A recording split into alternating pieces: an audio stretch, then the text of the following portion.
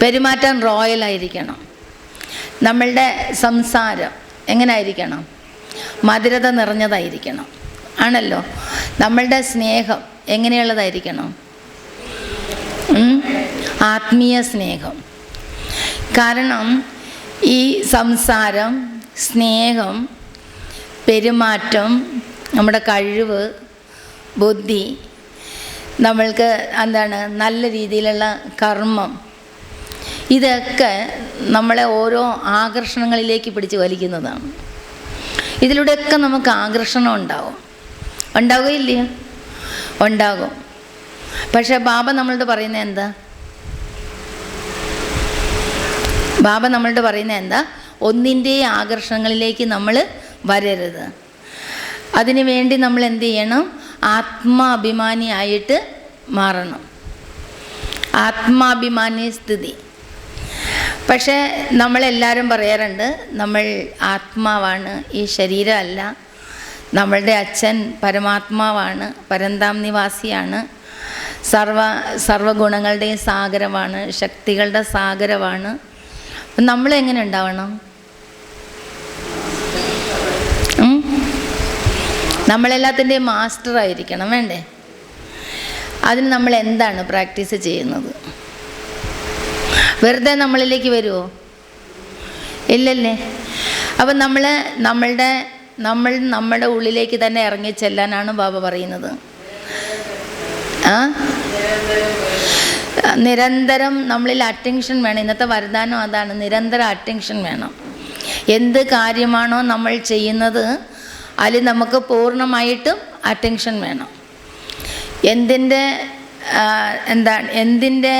അഭ്യാസമാണോ നമ്മൾ ചെയ്യുന്നത്, തപസ്സാണോ നമ്മൾ ചെയ്യുന്നത്, ആ തപസ്സിൻ്റെ കാര്യത്തിലായിരിക്കണം നമുക്ക് മുഴുവനും ശ്രദ്ധ.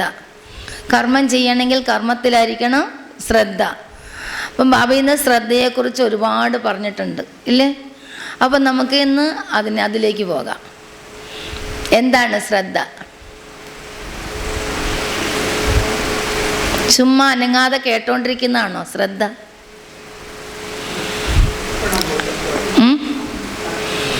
നമ്മുടെ മനസ്സും ബുദ്ധിയും ബാബയിൽ അർപ്പണമായിരിക്കണം, അല്ല സമർപ്പണമായിരിക്കണം, വേണ്ടേ?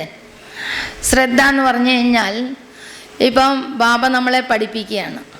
നമ്മളുടെ ദൃഷ്ടി, നമ്മളുടെ വൃത്തി, നമ്മളുടെ പെരുമാറ്റം, എല്ലാ ഏകാഗ്രതയിലാണോ നോക്കണം. നമ്മുടെ ദൃഷ്ടി ഏകാഗ്രമാണോ? കാത് ഏകാഗ്രമാണോ? മനസ്സ് ഏകാഗ്രമാണോ? ബുദ്ധി ഏകാഗ്രമാണോ? എല്ലാത്തിലും നമ്മൾ അത്രയും ഏകാഗ്രതയോടുകൂടി ഇരിക്കുന്നോ അത്രത്തോളം നമ്മൾക്ക് ഈ പഠിപ്പിനെ ഗ്രഹിക്കാൻ സാധിക്കും. അതിനെ നമ്മൾക്ക് അങ്ങനെ ചിന്തിക്കാൻ സാധിക്കും. പക്ഷേ നമ്മൾ കേൾക്കുക എന്ന് പറഞ്ഞാൽ എന്താണ് അർത്ഥം? കേൾക്കുക എന്ന് പറഞ്ഞാൽ എന്താ അർത്ഥം?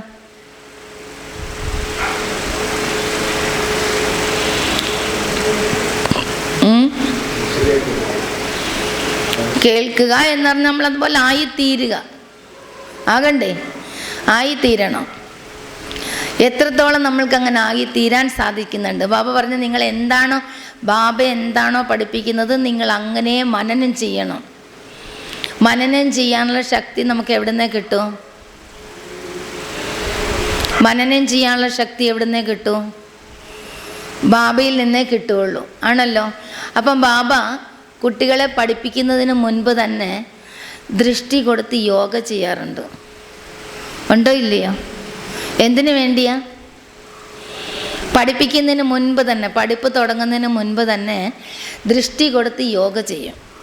എന്തിനാണെന്നറിയുമോ? കുട്ടികൾ ഏകാഗ്രതയോടുകൂടി ഇരുന്ന് പഠിക്കണം. കുട്ടികളുടെ മനസ്സും ബുദ്ധിയും എവിടേക്കും പോകരുത്. അതിന് കുട്ടികൾക്ക് പഠിപ്പ് ഗ്രഹിക്കാനുള്ള ശക്തി ബാബ ആദ്യം കുട്ടികളിലേക്ക് നിറച്ചു തരികയാണ്. എന്നിട്ട് ബാബ നമ്മളെ നല്ല രീതിയിൽ ഓരോ കാര്യങ്ങളും നല്ല രീതിയിൽ നമുക്ക് മനസ്സിലാക്കി തരുന്നുണ്ട്. മനസ്സിലാക്കി തരുന്നില്ലേ? ഉണ്ട്. പഠിത്തം കഴിയുമ്പോൾ ബാബ വീണ്ടും നമുക്ക് ദൃഷ്ടി തരും. അതെന്തിനാ വീണ്ടും ദൃഷ്ടി തരുന്നത്? മനസ്സിലാക്കി എന്നറിയാൻ ദൃഷ്ടി കൊടുത്താൽ അറിയാൻ പറ്റുമോ? നമ്മളുടെ കേട്ട കാര്യങ്ങൾ നമ്മളിൽ നിന്നൊരിക്കലും ഇല്ലാതാ പുറത്തോട്ട് പോകരുത്. ഉള്ളിലേക്ക് നമുക്ക് തന്ന കാര്യങ്ങൾ പുറത്തോട്ട് പോകരുത്. കുട്ടികൾക്ക് അതിനെ മനനം ചെയ്യാനുള്ള ശക്തി തരികയാണ്. ബാബ പഠിപ്പിക്കുന്ന കാര്യങ്ങൾ മറക്കാതെ അതിനെ മനനം ചെയ്യാനുള്ള ശക്തിയാണ് നമുക്ക് തരുന്നത്. അപ്പം രണ്ട് പ്രാവശ്യം ദൃഷ്ടി തരുന്നത് മനസ്സിലായില്ലേ? അപ്പം ആ ദൃഷ്ടി നമ്മൾ എത്രത്തോളം സ്വീകരിക്കുന്നുണ്ട്. വെറുതെ നോക്കിയിരിക്കാനല്ല ദൃഷ്ടി. നമ്മൾ പരസ്പരം യോഗം ചെയ്യാന്ന് പറഞ്ഞാൽ വെറുതെ നോക്കിയിരിക്കുകയല്ല. പകരം ബാബ നമുക്ക് സർവശക്തികളും തരുന്നു ഗുപ്തമായിട്ട്. ഞാനിത് ഗുപ്ത രൂപത്തിൽ എന്നിലേക്ക് നിറയ്ക്കുന്നു. എന്നിട്ട് പഠിത്തം കഴിഞ്ഞിട്ട് എന്താ ചെയ്യണ്ടേ? പഠിത്തം കഴിഞ്ഞിട്ട് എന്ത് ചെയ്യണം?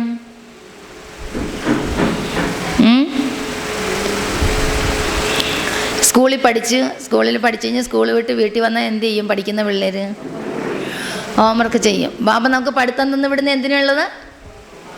ഹോംവർക്ക് തന്നു വിടുക. എന്താ ബാബ പറയുന്നത്?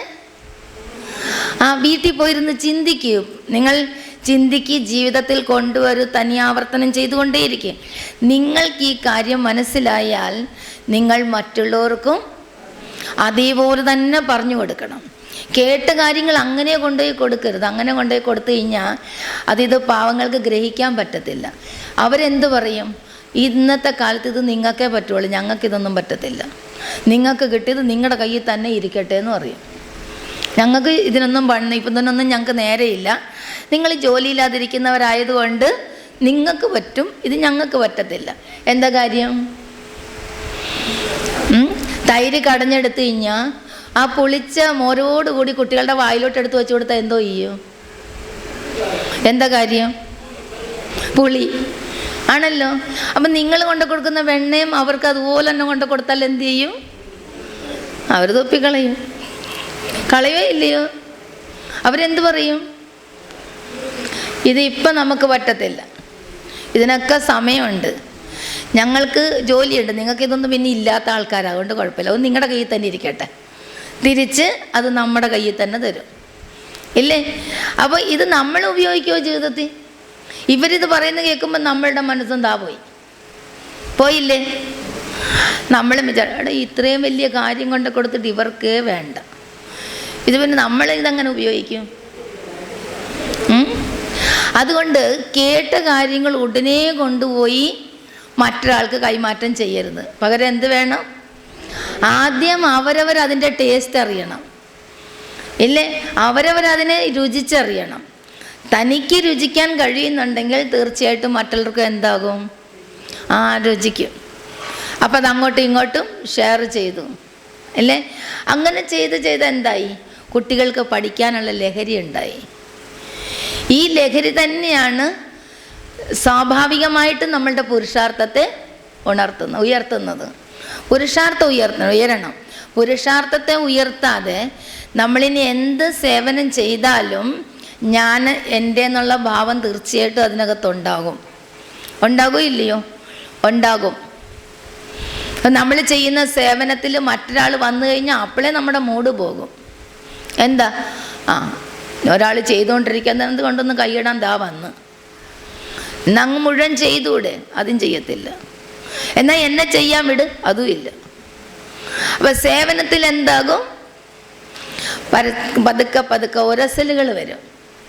അപ്പം ഈ സേവനം എന്ന് പറഞ്ഞാൽ എന്താ? നിസ്വാർത്ഥതയോടുകൂടി ചെയ്യുന്ന സേവനം, നിഷ്കാമമായിട്ട് ചെയ്യുന്ന സേവനം. നിഷ്കാമമായിരിക്കണം, നിസ്വാർത്ഥമായിരിക്കണം. ഇത് രണ്ടും നമ്മൾക്ക് വേണം. ഇന്നലെ ബാബ എന്താ പറഞ്ഞേ? നിങ്ങൾക്ക് 4 കാര്യത്തിൽ നിങ്ങൾ വളരെയധികം ശ്രദ്ധ വയ്ക്കണം. എന്തിനു വേണ്ടിയായിരുന്നു? ഇന്നലത്തെ ക്ലാസ്സിൻ്റെ പോയിന്റാണ്. 4 വിഷയത്തിൽ നിങ്ങൾ ശ്രദ്ധ വയ്ക്കൂ. ഏതാണ്?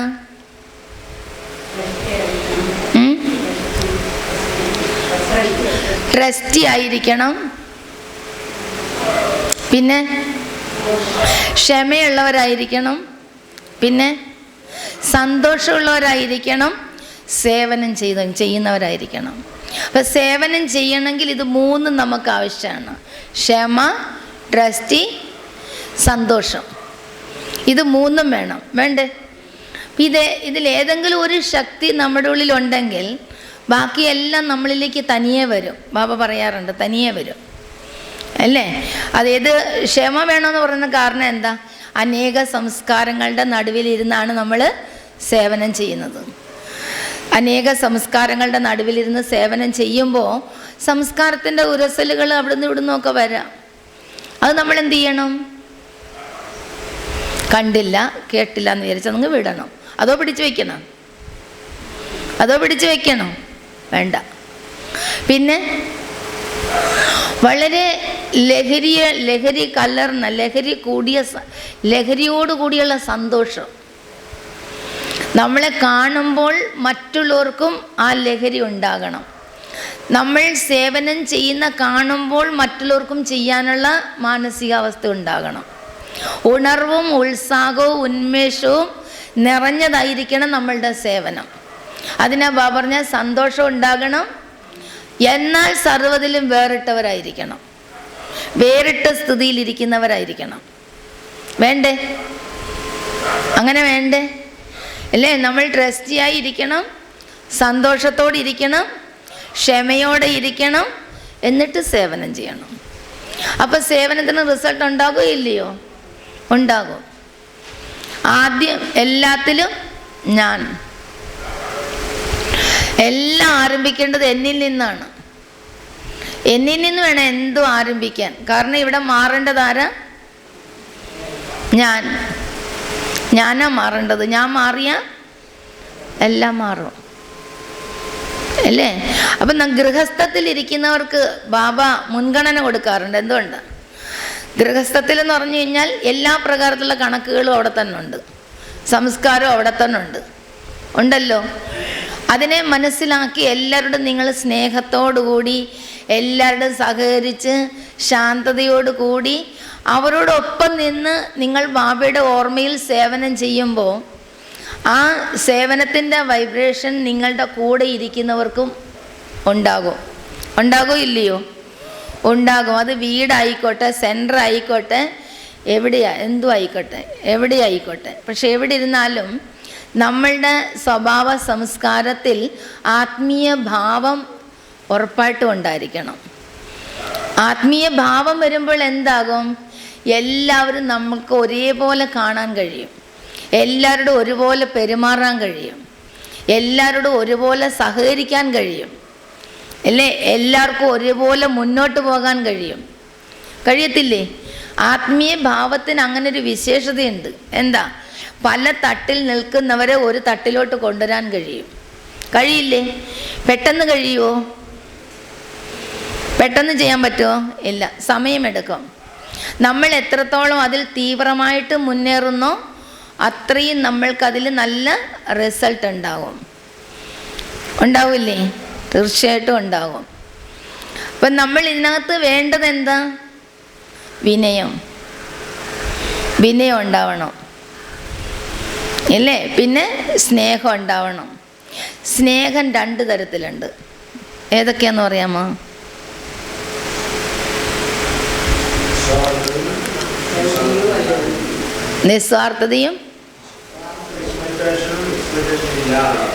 നിസ്വാർത്ഥതയുണ്ട്, സ്വാർത്ഥതയുണ്ട്, രണ്ടുമുണ്ട്. പക്ഷെ ഈ നിസ്വാർത്ഥത എന്ന് പറയുമ്പോൾ എന്താകും? നിസ്വാർത്ഥത എന്ന് പറയുമ്പോൾ നമുക്ക് ഒന്നിനോടും പ്രതീക്ഷയില്ല, ആഗ്രഹങ്ങളില്ല, മോഹമില്ല, ആകർഷണങ്ങളില്ല, ഒന്നുമില്ല. ഇപ്പം നമ്മളൊരാളുടെ സ്നേഹത്തോടു കൂടി ഒന്ന് നമ്മൾ സംസാരിച്ചേ, നാളെയും അവർക്ക് നമ്മളോട് സംസാരിക്കണമെന്ന് തോന്നും. ഉണ്ടാകുമോ? ഉണ്ടാകും. 2 ദിവസം സംസാരിച്ച് 3-ാമത്തെ ദിവസം നമ്മൾക്ക് വീണ്ടും ആഗ്രഹിക്കും അവരോട് സംസാരിക്കണം. അപ്പം നമ്മളുടെ ഫോൺ നമ്പർ വാങ്ങും. സ്നേഹം അതായത് മോഹത്തിലോട്ട് വന്നില്ലേ? മോഹം നമ്മളെ കൂട്ടുകെട്ടിൽ കൊണ്ടപ്പെടുത്തി. കൂട്ടുകെട്ട് നമ്മളെ എന്താക്കി മാറ്റും? അതായത് നിസ്വാർത്ഥ സ്നേഹത്തിൽ നിന്ന് അകലിച്ച കൊണ്ടുവരുത്തില്ലേ? നിസ്വാർത്ഥ സ്നേഹം എന്ന് പറഞ്ഞു കഴിഞ്ഞാൽ സർവ്വതിൽ നിന്നും വേറിട്ടിരിക്കും. നിസ്വാർത്ഥ സ്നേഹം അതാണ്, സർവ്വതിൽ നിന്നും വേറിടും. എന്നാൽ എല്ലാവരോടും സ്നേഹമാണ്, എന്നാൽ എല്ലാത്തിൽ നിന്നും വേറിട്ട അവസ്ഥയുമാണ്. ആണല്ലോ. അതിനകത്ത് നമുക്ക് പിണക്കോ ഇല്ല, ഇണക്കോ ഇല്ല. ഉണ്ടോ? ആത്മീയ സ്നേഹത്തിന് എന്തില്ല? ആത്മീയ സ്നേഹത്തിന് എന്തില്ല? ഇണക്കോ ഇല്ല, പിണക്കോ ഇല്ല. ഉണ്ടോ? ഇല്ല. എന്നാൽ സ്വാർത്ഥതയ്ക്കുണ്ട്. സ്വാർത്ഥ സ്നേഹം എങ്ങനെ മനസ്സിലാക്കാൻ പറ്റും? നമ്മുടെ സ്നേഹം യാഥാർത്ഥ്യമാണോ അയാഥാർത്ഥ്യമാണോ എന്ന് എങ്ങനെ തിരിച്ചറിയും? ഇണക്കവും വരും, പിണക്കവും വരും, വഴക്കും വരും, അകലിച്ചയും വരും. വരുമോ? വരും. അപ്പം നമ്മൾ ചെക്ക് ചെയ്യണം, നമ്മളിൽ നിന്നും പുറത്തോട്ട് വരുന്ന സ്നേഹം എങ്ങനെയുള്ള സ്നേഹമാണ്? പരിവാരത്തിനോട് എല്ലാവരെയും യോജിപ്പിക്കുന്നതാണോ അതോ വിയോജിപ്പിക്കുന്നതാണോ? എന്താണ്? എങ്ങനെയുള്ളതാണ്? യോജിപ്പിക്കുന്നതായിരിക്കണം. ഒന്ന് രണ്ട് പേരെയല്ല, പരിവാരത്തിൽ എത്ര അംഗങ്ങളുണ്ടോ അവരെല്ലാം ഒരുമിച്ച് കൈകോർത്ത് നിൽക്കുന്നവരായിരിക്കണം. വേണ്ടേ? ഒരസലുകളൊക്കെ ഉണ്ടാവും, തട്ടലും മുട്ടലും ഒക്കെ ഉണ്ടാവും. അതൊക്കെ ആ വഴി അങ്ങ് പൊയ്ക്കോട്ടെ. പക്ഷേ നമ്മളുടെ മനസ്സിനെ ഇതൊന്നും ബാധിക്കാൻ പാടില്ല. പാടുണ്ടോ? നമ്മളുടെ മനസ്സിനെ ഇതൊന്നും ബാധിക്കരുത്. കാരണം എല്ലാവരുടെയും സംസ്കാരം ഒരുപോലൊന്നും അല്ല. ആണോ? അതിവിടെ എത്ര പേരുണ്ട് അത്രയും തരത്തിലുള്ള സംസ്കാരമാണ്. ഇവിടെ ആരും സമ്പൂർണരല്ല, എല്ലാവരും ആകാൻ വേണ്ടി പരിശ്രമിച്ചുകൊണ്ടിരിക്കുന്നവരാണ്. ഇവിടെ ആർക്കും വികാരങ്ങളില്ലെന്ന് പറയാൻ പറ്റില്ല, എല്ലാവർക്കും വികാരങ്ങളുണ്ട്. പക്ഷേ വികാരങ്ങളെ പ്രകടിപ്പിക്കാൻ പാടില്ല. ഉണ്ടോ? അങ്ങനെ പ്രകടമാക്കാതിരിക്കണമെങ്കിൽ എന്ത് വേണം? പ്രകടമാക്കാതിരിക്കണമെങ്കിൽ എന്ത് വേണം? യോഗബലം വേണം. യോഗബലം വേണം. ബാബ പറയില്ലേ, നിങ്ങൾ എത്രത്തോളം യോഗിയാണോ, എത്ര ജ്ഞാനിയാണോ, എത്ര യോഗിയാണോ, അതിനനുസരിച്ച് നിങ്ങളുടെ ഇന്ദ്രിയങ്ങൾ ശീതളമായി മാറും. പറഞ്ഞിട്ടില്ലേ ബാബ? ഉണ്ടല്ലോ, ശീതളമായി മാറും. യോഗ ഇല്ലെങ്കിൽ എങ്ങനെ അറിയാം? യോഗ ഇല്ലെങ്കിൽ എങ്ങനെ അറിയാം? നമ്മളുടെ ഇന്ദ്രിയങ്ങളെ ഇളക്കി മറിച്ചുകൊണ്ടിരിക്കും. മനസ്സൊരു ഇഞ്ച് പോലും അടങ്ങിയിരിക്കില്ല. സൂക്ഷ്മ ഇന്ദ്രിയങ്ങൾ, ഇപ്പോൾ സ്ഥൂലമായ ഇന്ദ്രിയങ്ങളെ ഈസിയാണ് നിയന്ത്രിക്കാൻ. പക്ഷേ ഇവിടെ പ്രശ്നങ്ങൾ ഉണ്ടാക്കിക്കൊണ്ടിരിക്കുന്നത് ആരാ? മനസ്സും ബുദ്ധിയാണ്. ഇതിങ്ങനെ വെറുതെ നിരിക്കത്തില്ല. ഇപ്പം എല്ലാവരും ഏകാഗ്രതയോടുകൂടി ഇരിക്കുക. ഇവിടെ എത്ര എണ്ണത്തിൻ്റെ മനസ്സ് പമ്പരം കറങ്ങുന്ന പോലെ കറങ്ങുന്നുണ്ട്? ഉണ്ടോ ഇല്ലയോ? ഉണ്ട്. ഇവിടെ ആരും ഏകാഗ്രതയോടെ ശരീരം ഇരിക്കുന്നത് പോലെ ആരുടെയും മനസ്സും ബുദ്ധി അത്ര ഏകാഗ്രതയോടൊന്നും ഇരിക്കുന്നില്ല. ഉണ്ടോ? ഇല്ല. മനസ്സും ബുദ്ധിയും ഏകാഗ്രമാകാത്ത എന്തുകൊണ്ടാ? നമ്മൾ മനസ്സിലാക്കണം അത്. എന്തുകൊണ്ട് നമ്മളുടെ മനസ്സും ബുദ്ധി ഏകാഗ്രമാകുന്നില്ല? യോഗബലം ഇല്ലാത്തതുകൊണ്ട് ഏകാഗ്രമാകുന്നില്ല. ശരി, നമ്മൾ നിരന്തര യോഗിയാകണം. അത് നമുക്ക് ഉടനെ നടക്കുമോ? നമ്മൾക്ക് നിരന്തര യോഗി ആവണം. നമുക്കത് നിരന്തര യോഗി ആകാൻ നമുക്ക് പറ്റുമോ? ഒറ്റയടിക്ക് പറ്റത്തില്ല, സമയമെടുക്കും. അപ്പം മനസ്സും ബുദ്ധി നമ്മുടെ കൺട്രോളിലേക്ക് വരണ്ടേ? നിരന്തര യോഗി ആകണമെങ്കിൽ ആദ്യം നമ്മുടെ കൺട്രോളിൽ വരേണ്ടത് ആരാ?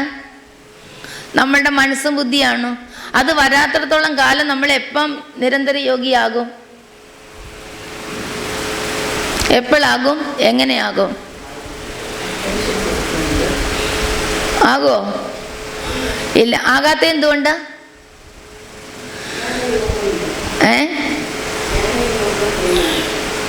യോഗിയാകാൻ പറ്റാത്ത എന്തുകൊണ്ട്?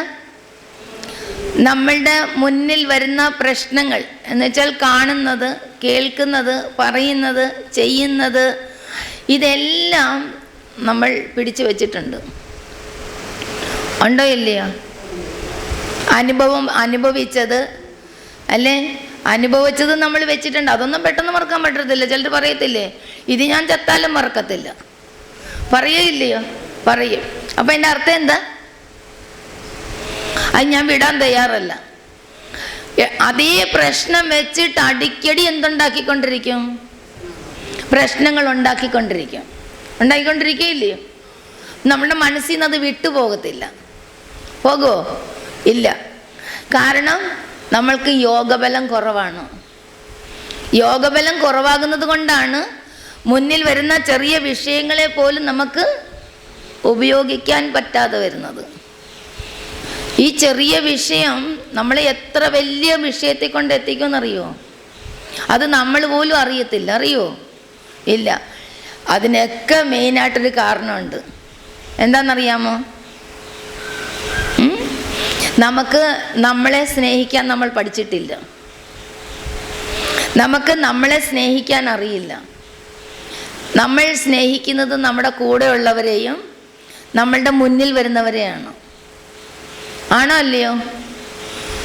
സ്വയം സ്നേഹിക്കുന്നുണ്ടോ? സ്വയത്തിനെ എങ്ങനെയാണെന്ന് പോലും അറിയത്തില്ല. അറിയോ? സ്വയം എങ്ങനെ സ്നേഹിക്കണം അറിയോ? സ്വയം എങ്ങനെ സ്നേഹിക്കണമെന്ന്? എങ്ങനെ സ്നേഹിക്കണം സ്വയം?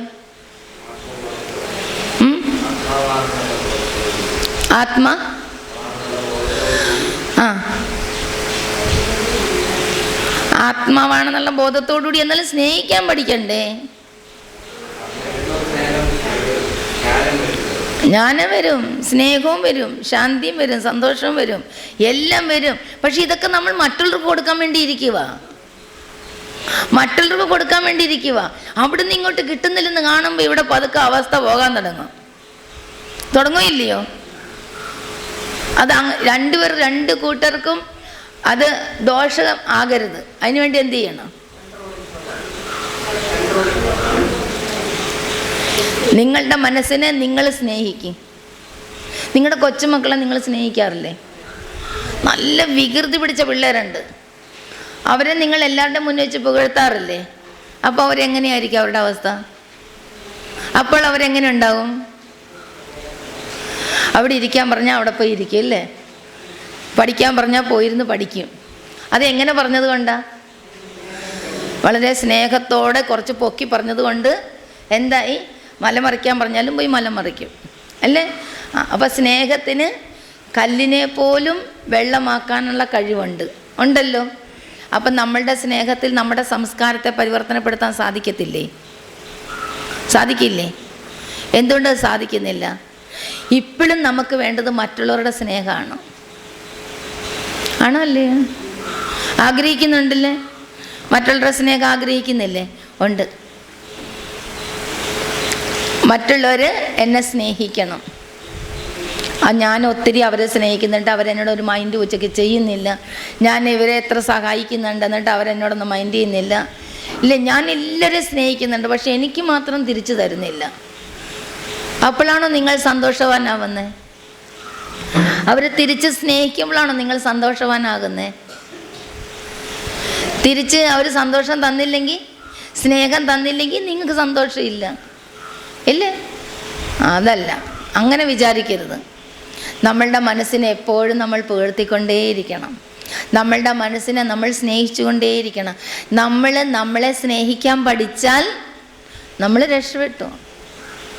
പിന്നെ നമ്മുടെ മനസ്സ് എവിടേക്കും പോകത്തില്ല, ആരുടെ ഒന്നും ആഗ്രഹിക്കില്ല. നമ്മളെ മൈൻഡ് ചെയ്താലോ ചെയ്തില്ലെങ്കിലും, മിണ്ടിയാലും അതേ നമ്മളെ നമുക്ക് സഹയോഗം തന്നാലും തന്നില്ല ഒരു പ്രശ്നവും ഇല്ല. കാരണം നമ്മുടെ കൂടെ ആരുണ്ട്? പക്ഷെ നമ്മൾക്ക് നമ്മളെ സ്നേഹിക്കണമെങ്കിൽ അത്രയും നമുക്ക് മെൻ്റൽ പവർ വേണം, അത്രയും പവർ വേണം നമ്മൾക്ക്. അത്രയും ബാബയുമായിട്ട് നമുക്ക് നല്ലൊരു ബന്ധം വേണം. എങ്കിലേ നമുക്ക് സ്വയം നമ്മളെ സ്നേഹിക്കാൻ പറ്റുള്ളൂ. കാരണം ഇത്രയും നാൾ നമ്മൾ എങ്ങനെയായിരുന്നു? മറ്റുള്ളവരെ സ്നേഹിച്ചാണ് നമ്മൾ ജീവിച്ചത്. ഇനി ബാബ പറയാണ്, സ്വയത്തിനെ നോക്കിയിട്ട് ജീവിക്കും, സ്വയത്തിനെ സ്നേഹിച്ച് ജീവിക്കും, സ്വയത്തിനെ സംരക്ഷിച്ച് ജീവിക്കും, സ്വയത്തിനെ ഉയർത്താൻ വേണ്ടി ഉയർന്ന നിലയിൽ എത്തിക്കാൻ വേണ്ടി ജീവിക്കും. സ്വയത്തിന് വേണ്ടി ആയിരിക്കണം എല്ലാം ഇല്ലേ? ആധ്യാത്മികത എന്ന് പറയുന്നത് ആത്മാവിൻ്റെ ഉന്നതിക്ക് വേണ്ടി മാത്രമാണ്. മറ്റുള്ള ആത്മാക്കളുടെ ഉന്നതിക്ക് വേണ്ടി നിങ്ങൾ ബാബയെ നിരന്തരം ഓർമ്മിക്കുന്ന ഏതെങ്കിലും മുരളി പറഞ്ഞിട്ടുണ്ടോ? ഇല്ലല്ലോ. ബാബ എന്താ പറഞ്ഞിട്ടുള്ളേ? അവരവരുടെ ഉന്നതിക്ക് വേണ്ടി അവരവർ പുരുഷാർത്ഥം ചെയ്യണം, വേണമല്ലോ. അപ്പോൾ നമ്മളുടെ മനസ്സിനെ എങ്ങനെ സ്നേഹിക്കണം?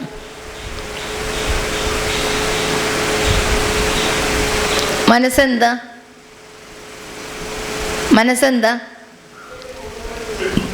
ചിന്ത. എവിടുന്ന് വരുന്നു മനസ്സെന്താ നേരം?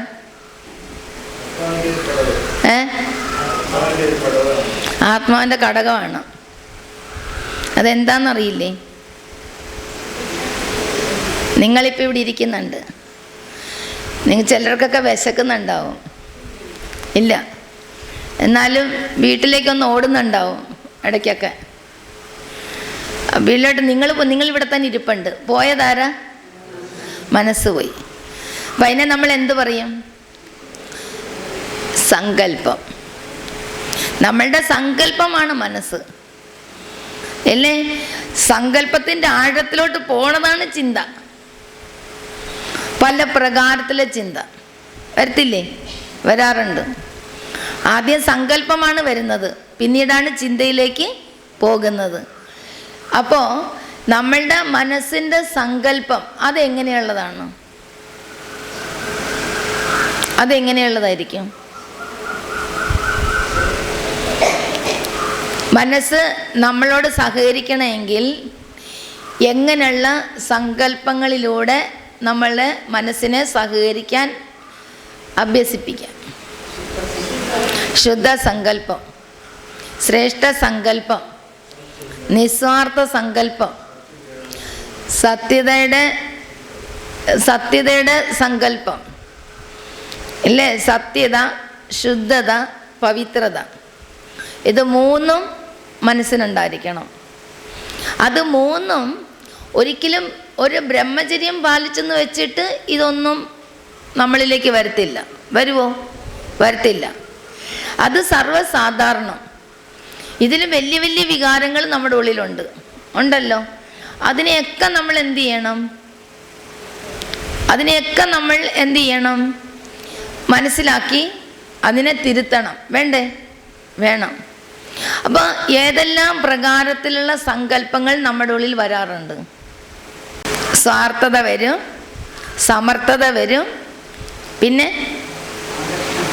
വ്യർത്ഥത വരും. അതായത് സമർത്ഥത, സ്വാർത്ഥത, വ്യർത്ഥത.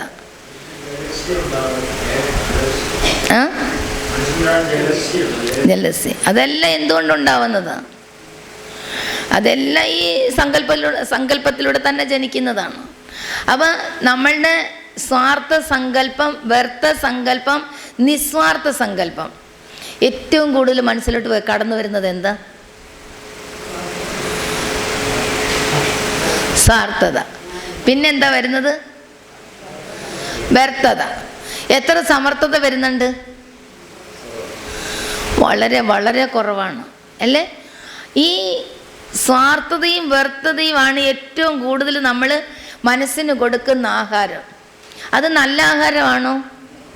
അല്ല. അത് എങ്ങനെയുള്ള ആഹാരമാണ്? അശുദ്ധാഹാരം. മനസ്സിൻ്റെ ആഹാരമാണ് ശുദ്ധ സങ്കല്പം, ഇല്ലേ? അപ്പം മനസ്സിൻ്റെ വ്രതം ഇരിക്കുക എന്ന് പറയും. മനസ്സിൻ്റെ വ്രതം ഇരിക്കുക എന്ന് പറഞ്ഞാൽ മനസ്സിന് കൊടുക്കുന്നത് ശുദ്ധമായ ആഹാരമായിരിക്കണം. അതിൻ്റെ അർത്ഥം ശുദ്ധമായ സങ്കല്പങ്ങളെ, വിചാരങ്ങളൊക്കെ ശുദ്ധതയായിരിക്കണം. ഇത് മനുഷ്യന് സാധിക്കത്തില്ല. അതിന് മനുഷ്യൻ എന്ത് ചെയ്തു? വ്രതമിരിക്കുമ്പോൾ തനിയെ ഭക്ഷണം ഉണ്ടാക്കി കഴിക്കും. കൂട്ടാനും വേണ്ട, ഒന്നും വേണ്ട, ഉപ്പും മുളകും മതിയല്ലേ? ശുദ്ധാഹാരം. ഒരു നേരത്തേക്ക് അന്നം ശുദ്ധമായിട്ട് ഉണ്ടാക്കി കഴിക്കുന്നത്. ഇതിലൂടെ ആത്മാവിന് വല്ല ഗതി ഉണ്ടാവുമോ? ഇല്ല. ഒരു നേരം ശുദ്ധാഹാരം കൊടുത്തെന്ന് വിചാരിച്ചിട്ട് മനസ്സ് ഭഗവാന്റെ അടുക്കലേക്ക് എത്തിയോ? ഇല്ല. കാരണം ആ ഒറ്റയ്ക്ക് ഉണ്ടാക്കിയ ഭക്ഷണം പോലും കഴിക്കുന്നത് എന്തൊക്കെ ചിന്തിച്ചുകൊണ്ടായിരിക്കും? ആണല്ലേ? അപ്പം അതിനെ ശുദ്ധത എന്ന് പറയാൻ പറ്റുമോ? ഇല്ല. ഇതിലൊക്കെ എത്രയോ നല്ലതാണ് എന്ത്? കഴിവതും സമർത്ഥ ചിന്തയിലേക്ക് പോവുക, സമർത്ഥത ചിന്തിക്കുക. സമർത്ഥത ചിന്തിക്കുമ്പോഴാണ് ആത്മാവിലേക്ക് ശക്തികൾ വരാൻ തുടങ്ങുന്നത്. ആത്മാവിൽ ദിവ്യ ഗുണങ്ങളും ദൈവിക ശക്തികളെല്ലാം ആത്മാവിലേക്ക് വരാൻ തുടങ്ങും. അതിലൂടെ ആത്മാവ് ദേവപദവിയിലേക്ക് പോകും. കിട്ടുന്ന ശരീരം സുന്ദരമായ ശരീരവും കിട്ടത്തില്ലേ? അപ്പം ഇവിടെ നമ്മളിപ്പോൾ നല്ല പുരുഷാർത്ഥികളെന്ന് പറഞ്ഞു കഴിഞ്ഞാൽ വെളുപ്പിന് എഴുന്നേക്കുക, കുളിക്കുക, യോഗ ചെയ്യുക, ക്ലാസ് കേൾക്കുക, പിന്നെ യോഗ ചെയ്യുക, പിന്നെ സേവനത്തിന് പോവുക, ഇതൊക്കെ ബാഹ്യത്തിലുള്ള പുരുഷാർത്ഥം. ഇതിൻ്റെ റിസൾട്ട് ആന്തരികമായിട്ട് നിങ്ങൾ എത്ര ദിവസം സമ്പാദിക്കുന്നുണ്ട്?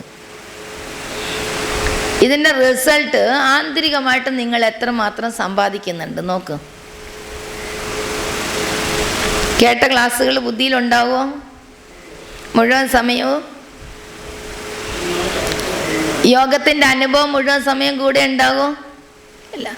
സേവനം ചെയ്യുമ്പോൾ മുഴുവൻ സമയം ബാബയുടെ ഓർമ്മയുണ്ടാകുമോ? ഇല്ല. എത്ര ഉണ്ടാവും റിസൾട്ട്?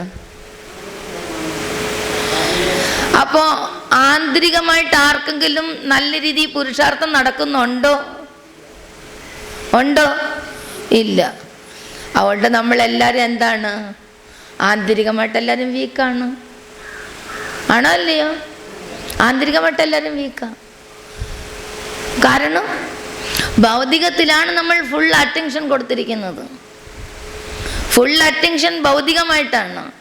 പക്ഷെ കൊടുക്കേണ്ടത് എവിടെയാണോ അറ്റൻഷൻ കൊടുക്കേണ്ടത് അവിടെ ടെൻഷൻ സമ്പാദിച്ച് വയ്ക്കും. എവിടെയാണോ ടെൻഷനെ ഒഴിവാക്കേണ്ടത് അവിടെ എന്ത് ചെയ്യും? അറ്റൻഷൻ വയ്ക്കും. അല്ലേ?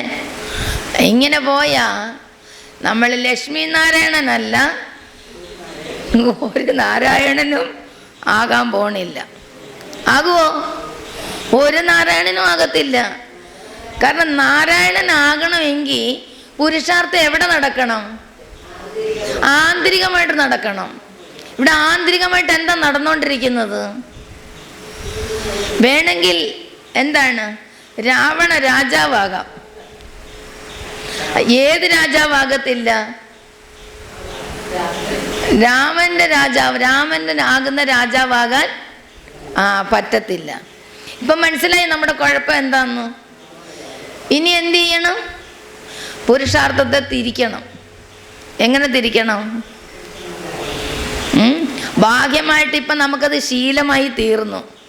ഇനിയിപ്പം വെളുപ്പിനെ എഴുന്നേക്കേണ്ടെന്ന് പറഞ്ഞാൽ പോലും സമയമാകുമ്പോൾ എഴുന്നേക്കുമല്ലോ. മുരളി കേൾക്കണ്ടെന്ന് വിചാരിച്ചാൽ ലഹരി ഉള്ളവർക്ക് കേൾക്കാതിരിക്കാൻ പറ്റത്തില്ല.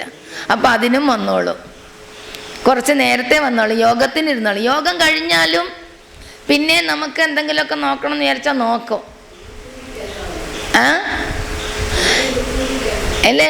നമ്മൾ എവിടെയൊക്കെ ഞാനും കേൾക്കാൻ എല്ലാവർക്കും ഇഷ്ടം. ഓടി നടന്ന് കേൾക്കും എല്ലാവരും. ഇത് എത്ര ജീവിതത്തിൽ കൊണ്ടുവരുന്നുണ്ട്? എത്ര ജീവിതത്തിൽ കൊണ്ടുവരുന്നുണ്ട്?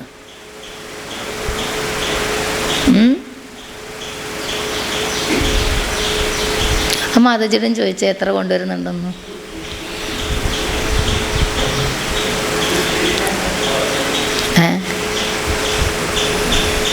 അല്ലേ? അപ്പം നമുക്ക് ആന്തരികമായിട്ട് പുരുഷാർത്ഥത്തിൽ നമ്മൾ മുൻതൂക്കം കൊടുക്കും. ആന്തരികമായിട്ട് ജ്ഞാനം കേൾക്കുമ്പോൾ ഒരു പോയിന്റ് എടുത്തോട്ടൊരു 10 പ്രാവശ്യം അങ്ങ് ചിന്തിക്കും. ഒരു 10 പ്രാവശ്യം മനസ്സിൽ പറ. 11ാമത്തെ പ്രാവശ്യം ഒരു പ്രയത്നവുമില്ലാതെ ആ പോയിന്റിങ് വെളിയിലോട്ട് വരത്തില്ലേ? 10 ദിവസമാകുമ്പോൾ എത്ര പോയിന്റ് കിട്ടി? 10 എണ്ണം കിട്ടിയില്ലേ? അതിനനുസരിച്ച് യോഗം ഉണ്ടാവില്ലേ? ബാബയുടെ സ്നേഹം ഉണ്ടാവില്ലേ? ലഹരി ഉണ്ടാവില്ലേ? ഇത് ഇവിടെ ഇരിക്കുമ്പോൾ സോഡാ വാട്ടർ, ഇവിടെ ഇരിക്കുമ്പോൾ നിറച്ചിരിക്കുന്ന സോഡയാണ്. ഇവിടെ ഇപ്പം ഇരിക്കുമ്പോൾ എന്ത് ചോദിച്ചാലും പറയും. ഒരു ഓം ശാന്തി പറഞ്ഞ് വെളിയിലോട്ട് ഇറങ്ങുമ്പോഴോ സോഡാ വാട്ടർ പൊട്ടിച്ച് സോഡ മൊത്തം പോയി.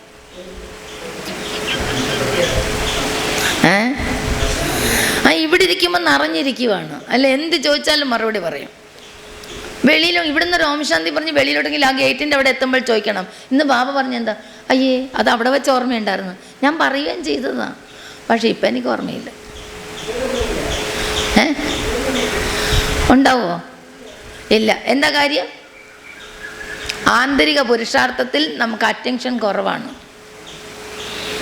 ആന്തരിക പുരുഷാർത്ഥത്തിൽ അറ്റൻഷൻ കുറവാണ്. ഞാൻ യോഗ ചെയ്യുന്നുണ്ട്, അല്ലെങ്കിൽ ഞാൻ ക്ലാസ് കേൾക്കുന്നുണ്ട്, അല്ലെങ്കിൽ ഞാൻ സേവനം ചെയ്തു, ഇതൊന്നും ആരോടും പറയേണ്ട കാര്യമൊന്നുമില്ല. പറയണോ? ഇതൊന്നും പറയണ്ട. അതൊക്കെ മറ്റുള്ളവർക്ക് മനസ്സിലാവും. അല്ല, ഇന്നലെ ബാബ എന്താ പറഞ്ഞേ?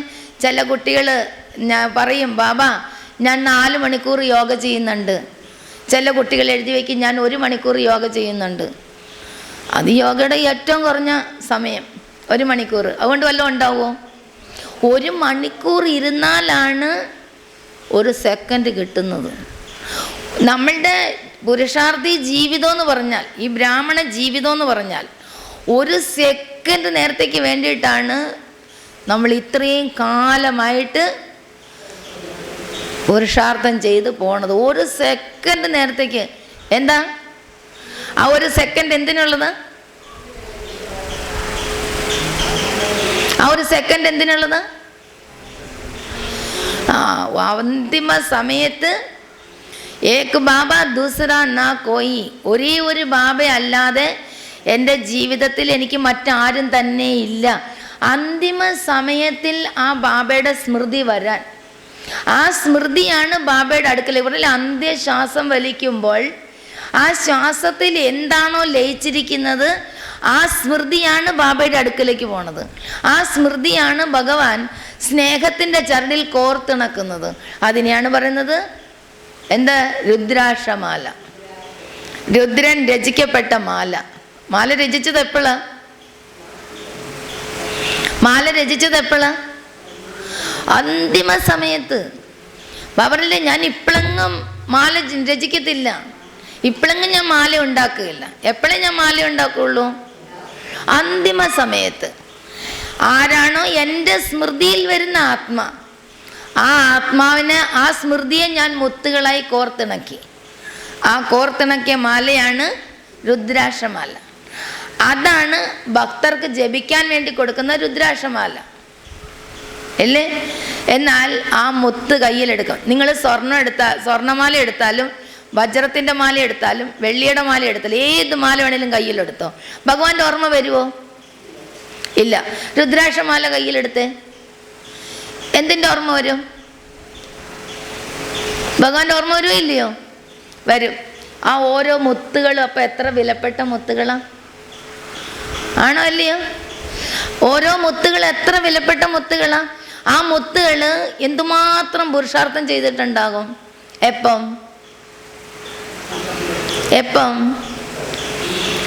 കഴിഞ്ഞ കൽപ്പത്തിൻ്റെ അന്തിമ സമയത്ത്, കലിയുഗത്തിൻ്റെ അന്ത്യത്തിൽ അത്രയും പുരുഷാർത്ഥം ചെയ്ത മുത്താണ് ആ രുദ്രാക്ഷം. ഇന്നും ഭക്തർ കയ്യിലെടുക്കുമ്പോൾ ഭഗവാന്റെ സ്മൃതി വരുന്നു ഇല്ലേ? അപ്പം അത്രയും സ്മൃതി ഉണർത്തുന്ന ഒരു മുത്താകണമെങ്കിൽ ഇവിടെ എത്ര പുരുഷാർത്ഥം വേണം? ഇവിടെ എത്ര വലിയ യോഗിയാകണം? യോഗം വേണോ വേണ്ടയോ? അത്രയും വലിയ യോഗിയാകണം നമ്മൾ. ജ്ഞാനം കുറച്ച് മതി. അത് അങ്ങനെ ഗ്രഹിക്കുന്നവരാണെങ്കിൽ അതായത് 1 സെക്കൻഡ് പോലും എടുക്കില്ല മൈൻഡിനെ മേളിൽ കൊണ്ടുപോകാൻ. പറ്റുമോ? അങ്ങനെ ചെയ്യണം. പക്ഷെ അങ്ങനെ സാധിക്കുന്നുണ്ടോ?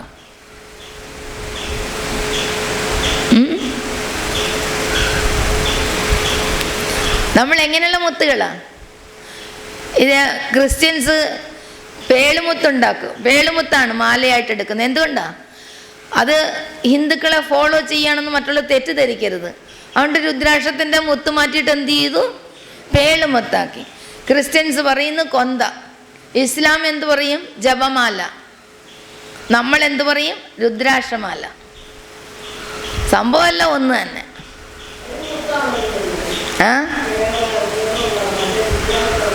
ഇല്ല, മറ്റുള്ള ധർമ്മങ്ങൾ പേളുമുത്താണ് ഉപയോഗിക്കുന്നത്. എന്തോ എണ്ണം? അത് എത്ര വേണേലും ആകാം. 16,108 വരെ ആകാം. അതിൻ്റെ അപ്പുറത്തോട്ട് കൃഷ്ണന് പട്ടറാണി വന്നിട്ടും ഇല്ല, കൂടുതലായിട്ടൊന്നും പറഞ്ഞിട്ടും ഇല്ല. ഉണ്ടോ? അപ്പം അത്രയും മുത്തിൻ്റെ മാലകളൊക്കെ ഉണ്ടാവും. 108 108 ആന്നാന്ന്. മന്ത്രം ജപിക്കുമ്പോൾ എന്താ ചെയ്യുന്നത്? എല്ലാവരും മാല ജപിക്കുന്നുണ്ട്.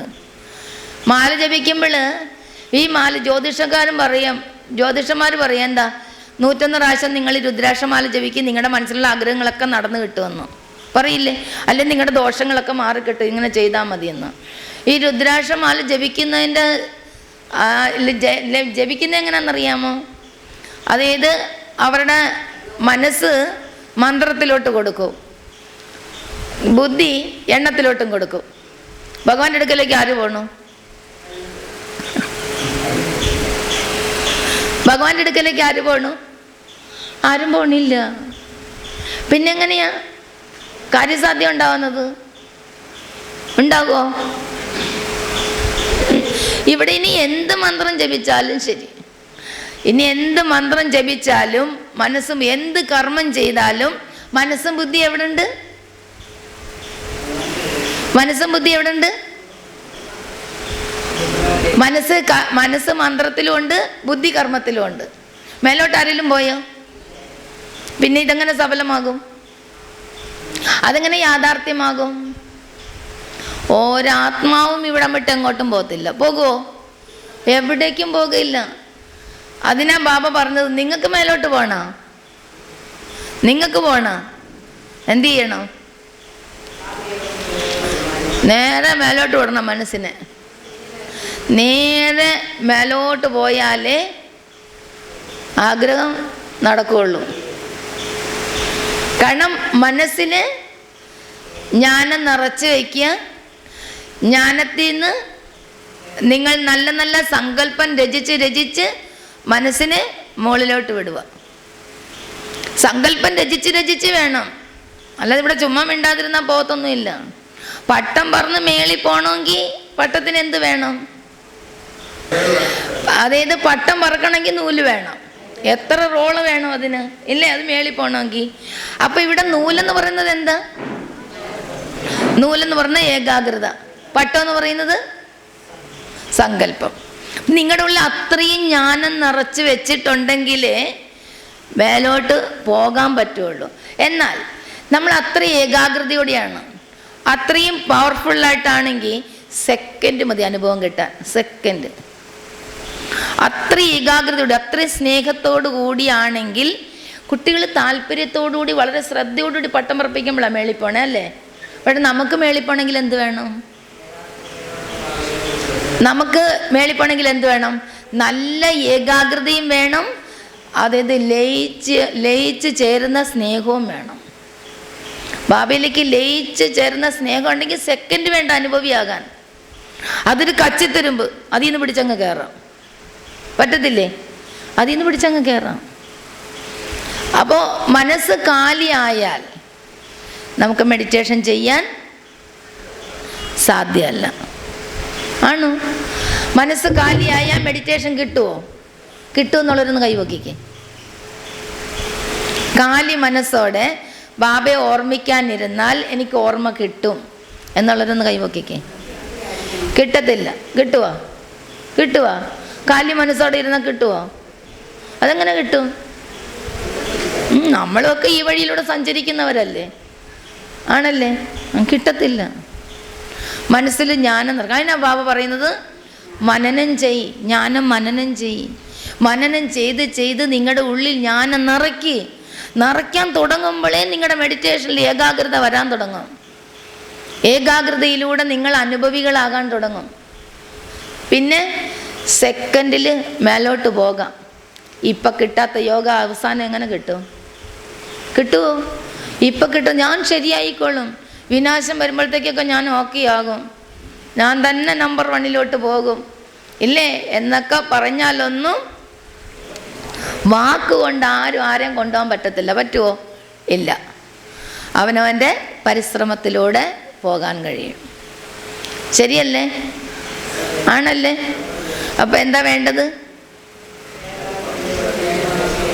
ഏകാഗ്രതയോടെ ഇരുന്ന് പഠിപ്പിച്ച് പഠിപ്പിനെ മനനം ചെയ്ത് അതിൻ്റെ ആഴത്തിലോട്ട് പോയി മനസ്സിനെ നിറച്ച് ബുദ്ധിയെ ഏകാഗ്രമാക്കി എല്ലാ കുരുക്കുകളും അഴിച്ച് നേരെ മേലോട്ട് കൊണ്ടുപോയേക്കണം. ബാബയിൽ നിന്ന് ശക്തിയും ഗുണങ്ങളും അറിവുകളെല്ലാം നിറച്ച് ആത്മസമ്പൂർണ്ണ സമ്പന്നമായി നിറകൈയോടുകൂടി തിരിച്ചു പോകണം. വന്നതങ്ങനല്ലേ? നിറകൈയോടെ വന്നു. ഇനി പോകുമ്പോൾ നിറകൈയോടുകൂടി പോകണം. അപ്പോൾ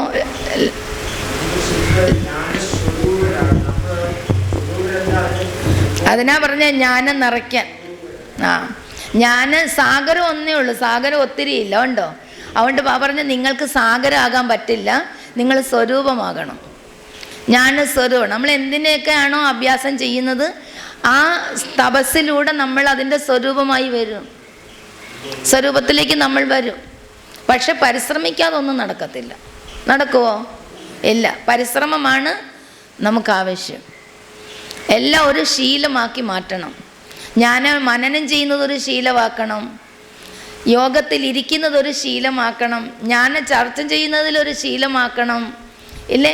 എല്ലാത്തിലും നമ്മൾ എല്ലാത്തിലും ആ ഒരു ശീലം കൊണ്ടുവരണം. അപ്പം നമുക്ക് സഹജയോഗിയാകാം, നിരന്തര യോഗിയാകാം, സഹജയോഗിയാകാം. ഇല്ലേ? അപ്പോൾ അത് അഭ്യാസത്തിലൂടെ പറ്റുള്ളൂ.